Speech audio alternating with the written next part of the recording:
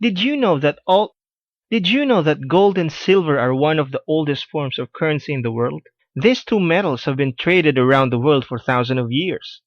Printed money doesn't even come close to the value of gold and silver.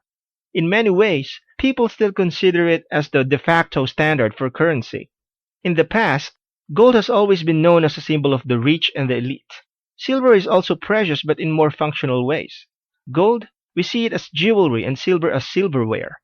Gold and silver is a sign of money and power.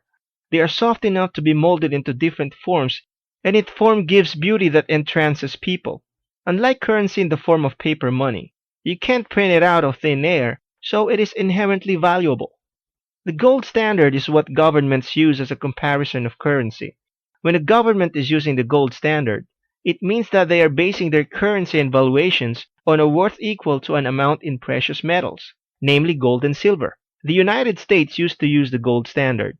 In our next video, we will look at why the price of gold and silver is rising.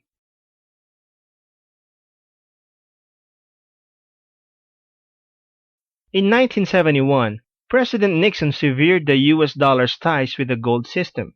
The US Treasury was running out of gold as more and more people were exchanging their US dollars back to gold.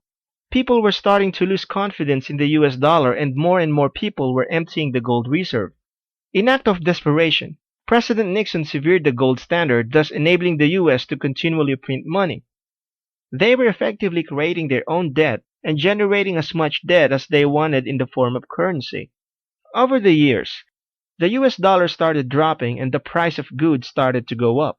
Now why is that? It is because the US dollar is continually losing its value to the point that, compared to 40 years ago, the US dollar is only worth a fraction of what it used to be. Because currency starts to lose its value, especially with the whole world's currencies, hedged against the US dollar, the price of gold and silver starts rising at an astronomical rate. The demand for gold and silver starts increasing, and the increased demand for it spikes up the price even more. In our next video, we will look at the advantages and disadvantages of investing in gold and silver.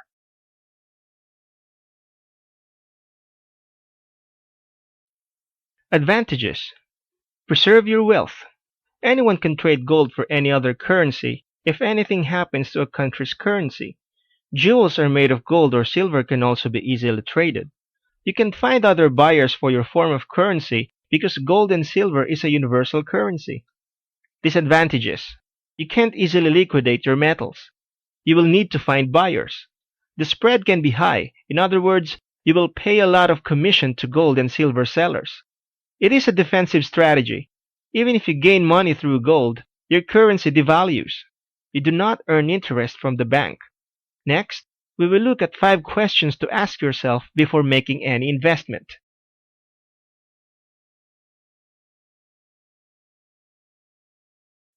Am I looking for a quick cash, or am I in this for the long haul? Are the metals I'm buying genuine, real, authentic? Are you buying at a low or at high? Are you buying paper metals or real bullion?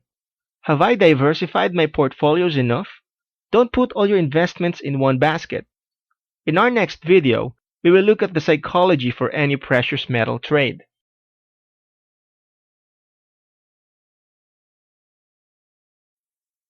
A trader's mindset is very important. Psychology is infinitely more important than how much you have to invest. A trader with little money but strong psychology is infinitely better than a trader with a weak mind and lots of money. Why is that? Because a person with a proper mindset can double, triple, or quadruple their money, while a person with a poor psychology can lose it all overnight. The key is to be detached with your money. It is better to trade with money that you can spare rather than money you depend on, life or death money. Can you hold a trade? What happens when the price takes a plunge? Do you understand that gold and silver trading is like buying a house? No matter what, the price of a house will always go up, but it is a matter of how long can you hold. Above all, remember not to rely on gold and silver trading as your only source of income. Most people, when they put all their eggs in one basket, make bad decisions because it represents all or most of their wealth. When you have income coming in from diverse locations, or even other commodities you are trading with, you will make better decisions. Knowing when to exit is critical as well. If you feel that you have earned enough, it's better to cut the trade and invest it in another commodity. Likewise, it is okay to cut your losses and invest elsewhere. Next, we will look at why you should invest in gold and silver now.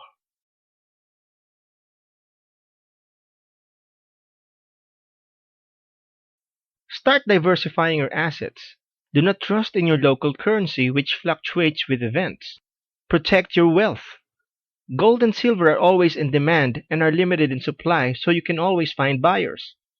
Always scout around for desperate buyers who are trying to liquidate their gold and silver for currency. They are your best people to target when you are buying gold. You can even offer low ball offers and see who will take the bait. Like attracts like. So the more wealth you store away, the more you are likely to attract. Besides, keeping it as precious metals is a form of saving. You are not tempted to spend your money. And remember that a penny saved is a penny earned. There you have it. Be sure to invest wisely.